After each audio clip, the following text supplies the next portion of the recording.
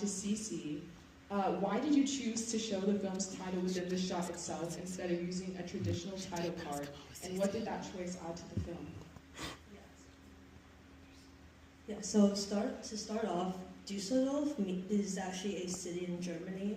So, and when you see like on screen, when you see the in-shot title, you're zooming into this kind of bronze miniature statue of a boy doing a handstand.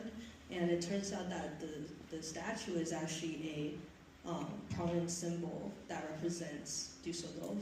And people buy it as like a souvenir, and like just kind of like the handstand is kind of like Düsseldorf in some ways. So kind of by zooming in, I feel like and just following up on like the noir theme, it really tells you a lot about the character or like the person that you see on screen, especially since that we don't see his face at all. So we're only introduced to the character through his hand and the shadow and the stuff all around his house. For example, like the Düsseldorf statue that we see. So it really makes you wonder like why is the statue there, and like what does this statue have to do with him, and just his motives. So I think that part kind of echoes the film noir elements in some ways, about keeping it all about like like keeping it ambiguous and also mysterious. Great, thank you. Now I'll move on to Sylvie. What guided your choices of transitions and visual effects throughout the film? And as you were reading the memoir, were specific images or shots already forming in your mind? Is this working? Okay.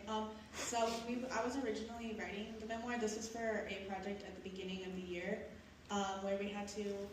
Sorry, my throat hurts. You caught me on a bad day. We were assigned to, after watching Night of the Living Dead, create a memoir from the perspective of a zombie. And it was presented as a creative writing project, but Mr. Falmouth was like, "Surprise, you're making it a film." But while I was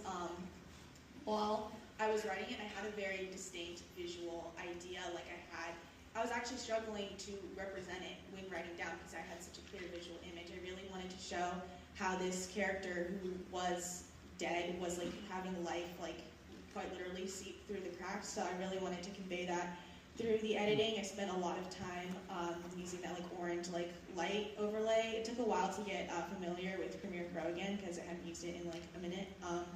But like hopefully it conveyed, I wanted that the transitions to really show how life was fading in and out of the figure's conscious